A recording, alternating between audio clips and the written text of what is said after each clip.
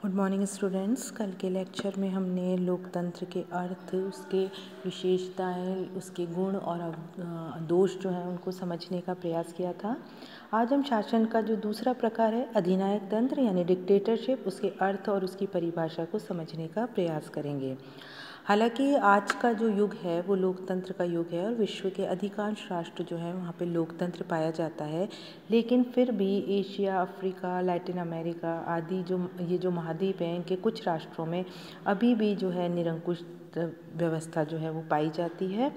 और कई देश तो ऐसे हैं जहाँ पे लोकतंत्र हमें ऊपर से दिखाई तो देता है, लेकिन अंदर से अगर हम उसका अध्ययन करें तो वहाँ पे हमें निरंकुश शासन जो है वो पाया जाता है। तो अधिनायक तंत्र क्या है? तो अधिनायक तंत्र उस व्यवस्था को कहते हैं जिसमें जो राज्य सत्ता है, जो पावर्स हैं, जो एक ही व्यक्ति में निहित होते हैं, वह व्यक्ति संपूर्ण सत्ताधारी होता है और उसके आदेश ही कानून होते हैं और उसकी समस्त आज्ञाओं का पालन करना नागरिकों का अनिवार्य कर्तव्य होता है। यानी नागरिकों को, जनता को उस सत्ताधारी के आदेशों की पालना हर हालत में करनी होती है। कॉबन जो है उनके अनुसार अधिनायक तंत्र क्या है, तो उन्होंने कहा अधिनायक तंत्र उस एक व्यक्ति का शासन होता है जिसमें अपना पद मुख्यतः उत्तराधिकार के रूप में प्राप्त नहीं किया हो, बल्कि बल प्रयोग तथा जन सहमति से और साधारणतः दोनों के योग से प्राप्त किया हो। उसके पास निरंकुश संप्रभुता होनी चाहिए, अर्थात समस्त सामाजिक राजनीतिक शक्ति का स्रोत उसके पास होना चाहिए और उसकी ये शक्ति जो है वो असीमित होनी चाहिए और इस शक्ति का प्रयोग स्वच्छंदता पूर्वक कानून के रूप में नहीं वरन आदेश के रूप में करना चाहिए। यानी अधिनायक तंत्र जो है उसमें एक ऐसे शासन का बोध होता है जो स्वेच्छाचारी है, जिसके पास पावर अनलिमिटेड है, जिसकी शक्तियों का क्षेत्राधिकार जो है वो असीमित है। यदि हम कहें कि अधिनायक तंत्र के कितने प्रकार हैं, तो हम कह सकते हैं अधिनायक तंत्र के 2 प्रकार हैं, प्राचीन अधिनायक तंत्र और नवीन अधिनायक तंत्र। प्राचीन अधिनायक तंत्र में प्राचीन समय में एक ऐसी व्यवस्था जो विशेष संकटों का मुकाबला करने के लिए या जो लोक कल्याणकारी जो लक्ष्य हैं, वेलफेयर जो ऑब्जेक्टिव्स हैं, उनको प्राप्त करने के लिए अपनाई जाती थी। रोमन साम्राज्य में क्या होता था कि संकट के समय कानून और व्यवस्था बनाए रखने के लिए कभी कभी विशेष अधिकारियों की नियुक्ति कर दी जाती थी। संकट का सामना करने के लिए इन अधिकारों को विशिष्ट शक्तियाँ दी जाती थी। इन्हें अधिनायक कहा जाता था। इन्हें अधिनायक के नाम से इसलिए पुकारा जाता था क्योंकि इनके पास आदेश देने की असीम शक्तियाँ जो हैं वो प्राप्त थी।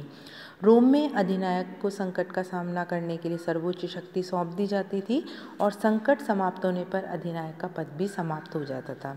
इसलिए अधिनायक तंत्र जो है वो एक अस्थायी प्रयोग हुआ करता था। अधिनायक जो है वो कानूनी विधि से चुनाव होता था उसका, और वह अत्याचारी शासन ना बन जाए उस पर उसकी कानूनी जो है वो मर्यादा भी उस पर रहती थी। जो अधिनायक था वो कानूनी नियंत्रण में रहता था, वह रेस्पॉन्सिबल होता था, उसका लक्ष्य लोक कल्याणकारी होता था और अधिनायक को वैधता प्राप्त रहती थी। दूसरा टाइप जो है वो है नवीन अधिनायक तंत्र, न्यू डिक्टेटरशिप। आधुनिक समय में अधिनायक तंत्र में स्वेच्छाचारी व अत्याचारी शासन का वो बोध होता है, जिसमें राज शक्ति जो है वो एक ही व्यक्ति में निहित होती है और शासन जो है वो सत्ताधारी व्यक्ति की इच्छानुसार ही चलता है। ऐसे अधिनायक पर ना तो किसी का अंकुश होता है, वह राष्ट्रीय संकट के समय नहीं चुना जाता, बल्कि वह तो राज्य क्रांति, कोई भी रेवोल्यूशन होती है उसके फलस्वरूप जो शक्तियाँ हैं वो प्राप्त कर लेता है।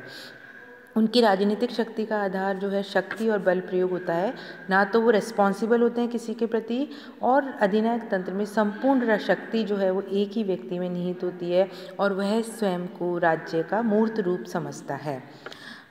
एलन बॉल जो हैं उनकी बुक है आधुनिक राजनीति है शासन, मॉडर्न पॉलिटिक्स जो है उनकी जो बुक है आधुनिक राजनीति और शासन, उसमें उन्होंने अधिनायक तंत्र के 2 रूप माने हैं, सर्वाधिकारवादी अधिनायक तंत्र और स्वेच्छाचारी अधिनायक तंत्र। सर्वाधिकार वाले अधिनायक तंत्र में जो था वो मुख्यतः 20वीं शताब्दी में आधुनिक औद्योगिकी और संचार में प्रगति होने के कारण ये अस्तित्व में आया। अधिकांश सर्वाधिकारवादी शासन आधुनिकीकरण और सुधार लाने के लिए क्रांतिकारी शासन है। इसमें एक दल जो होता है जो एक ही विचारधारा से संचालित होता है, सत्ता पर एकाधिकार रखता है। दल का सर्वोच्च नेता दल के समर्थन के द्वारा एक ही तरह अधिनायक की तरह शक्ति का प्रयोग करता है।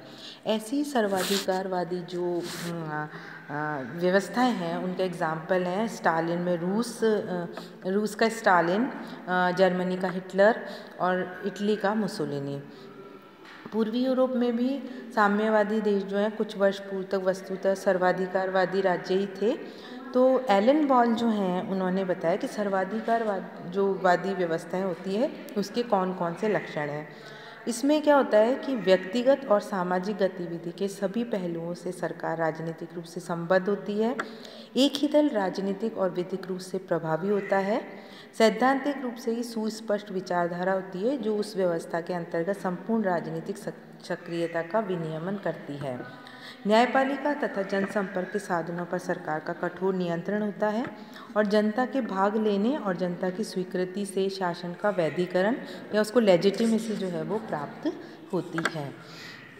अगर हम अधिनायक तंत्र के लक्षण देखें कि क्या क्या लक्षण होते हैं, क्या विशेषताएं होती हैं, तो वो इस प्रकार है। सबसे पहले ये लोकतंत्र विरोधी होता है। अधिनायक तंत्र जो है, जो डिक्टेटरशिप है, ये लोकतंत्र का घोर शत्रु है। ये लोकतंत्र को कहता है कि ये तो मूर्खतापूर्ण, भ्रष्ट और अव्यावहारिक व्यवस्था है और वह लोकतंत्र को कहते हैं कि ये तो बिल्कुल निर्जीव चीज़ है और संसद को कहते हैं बातूनी लोगों की दुकान है ये। तो लोकतंत्र का बिल्कुल ऑपोजिट होता है अधिनायक तंत्र। उदारता विरोधी होता है ये अधिनायक तंत्र जो है। स्वतंत्रता, समानता, बंधुत्व जैसी जो अभिव्यक्ति है उनका विरोधी है। और अधिनायकवाद जो है उसका नारा है कि आदेश, अनुशासन और सत्ता। हिंसा और शक्ति में विश्वास करता है। अधिनायक तंत्र शक्ति के सिद्धांत में विश्वास करता है और अधिनायकवाद का उदय ही युद्धों से होता है, अतः युद्ध से ही उसका विकास होना भी आवश्यक है। तानाशाही को अधिक महत्व देता है। तानाशाही व्यवस्था में राज्य जो है वो सर्वेसर्वा होता है। मुसोलिनी जो है वो कहा करते थे कि राज्य केवल राजनीतिक संस्था मात्र ही नहीं, राज्य एक आध्यात्मिक तथा नैतिक तथ्य है, वह जनता की आत्मा का रक्षक है। मुसोलिनी भी जो है वो कहते थे कि प्रत्येक वस्तु जो है तथा प्रत्येक व्यक्ति राज्य के अंतर्गत और राज्य के लिए है, राज्य के बाहर या उसके विरुद्ध कोई नहीं हो सकता। तो राज्य के प्रत्येक क्षेत्र में सभी व्यक्तियों को निरंकुश संप्रभुता जो है वो प्राप्त है। पर्सनल लिबर्टी व्यक्तिगत स्वतंत्रता का विरोधी होता है। अधिनायक तंत्र जो है वो व्यक्तिगत स्वतंत्रता का विरोधी है। अधिनायकवादी राज्य व्यक्ति के जीवन के सभी पहलुओं पर नियंत्रण रखता है और तानाशाही शासन या अधिनायक तंत्र की जो है अर्थ है वो है राज्य के आदेश और उनके अनुशासन का पालन करना। उग्र राष्ट्रवाद में विश्वास करता है और ये राष्ट्र की महानता को कल्पित धारणा मानता है और राष्ट्र स्वयं एक आध्यात्मिक और नैतिक तत्व है। राष्ट्र से पृथक व्यक्ति की कोई पृथक सत्ता नहीं हो सकती और राष्ट्र एक आध्यात्मिक तत्व है जिसमें व्यक्तियों का वही स्थान है जो शरीर में अंगों का। सर्वाधिकारवाद अधिनायक तंत्र सर्वाधिकारवादी है। ये राष्ट्रीय जीवन के प्रत्येक क्षेत्र पर नियंत्रण करने का प्रयास करता है। इस प्रणाली के अंतर्गत समाज, धर्म, परिवार, राज्य सब चीज़ों पर राज्य का नियंत्रण होता है और प्रत्येक सामाजिक संगठन जो है वो सत्तारूढ़ जो राजनीतिक दल है उसकी नीतियों का संचालन करने वाला साधन बन जाता है, माध्यम बन जाता है। एक दलीय शासन अधिनायक तंत्र जो है वो एक दलीय व्यवस्था पर आधारित होता है। इसमें एक दल की तानाशाही होती रहती है और इसके अंतर्गत अन्य जो राजनीतिक दल हैं उनका दमन कर दिया जाता है। दूसरे शब्दों में हम कह सकते हैं कि अधिनायक तंत्र जो है वो किसी भी प्रकार का विरोध जो है वो सहन नहीं कर सकता। यानी अधिनायक तंत्र जो है, अगर हम इन कंक्लूज़न निष्कर्ष स्वरूप कहें तो हम कह सकते हैं कि ये सैनिकवाद की उपज होता है। इसमें नेता जो है अपने को राष्ट्रीय एकता और भावनाओं का प्रतीक मानता है। प्राय इसमें एक विशिष्ट सामाजिक विचारधारा होती है। यह आंतरिक दशाओं को सुधारने के स्थान पर युद्ध की ओर जनता का ध्यान केंद्रित करता है। आंतरिक विद्रोह जो होता है उसको दृढ़ता के साथ दबा देता है। पुलिस राज्य होता है, इसमें शक्तियों का केंद्रीकरण होता है। इसमें सर्वाधिकारवादी राजनीतिक दल होते हैं। सार्वजनिक जीवन पर राज्य का कठोर नियंत्रण होता है और ये जो है न्याय नागरिकों में भय उत्पन्न करने में विश्वास करता है। जो पीटर मर्कल हैं उन्होंने अपनी book political continuity and change में अधिनायकवाद के जो लक्षण बताए, उन्होंने कहा कि इसमें असाधारण सत्ता युक्त होता है, नेता जो है वो अर्धदेव तुल्य होता है, और जो है शिक्षा व्यवस्था और संपर्क जो सभी माध्यम होते हैं उस पर उनका एकाधिकार होता है, और आतंक और भयभीत करने की व्यवस्था जो है वही अधिनायक तंत्र है। कल के लेक्चर में हम अधिनायक तंत्र के उत्कर्ष के कारण क्या थे और उसकी मेरिट्स और डीमेरिट्स को समझने का प्रयास करेंगे। Thank you so much.